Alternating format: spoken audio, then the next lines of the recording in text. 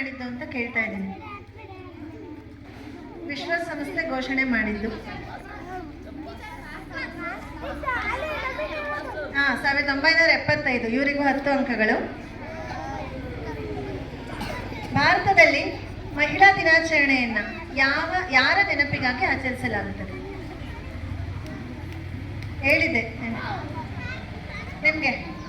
ಯಾರ ನೆನಪಿಗಾಗಿ ಆಚರಿಸಲಾಗುತ್ತದೆ? ಯಾರು? ಸರೋಜಿನಿ ನಾಯ್ಡು. ಬಿಗೆ 5 ಅಂಕ, ಬೋನಸ್ ಅಂಕ. ನೆಕ್ಸ್ಟ್ ಈ ಪ್ರಶ್ನೆ ಕೇಳಿದ್ದು ನಿಮಗಲ್ವಾ? ಈಗ ಇವರಿಗೆ ನೇರ ಪ್ರಶ್ನೆ. ಭಾರತದ ಮೊದಲ ಮಹಿಳಾ ಶಿಕ್ಷಕಿ ಯಾರು? ಸಾವಿತ್ರಿಬಾಯಿ ಫುಲೆ. ಸರಿಯಾದ ಉತ್ತರ, 10 ಅಂಕ.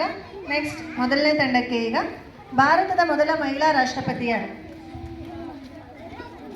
ಪ್ರತಿಭಾ ಪಾಟೀಲ್. ಸರಿಯಾದ ಉತ್ತರ.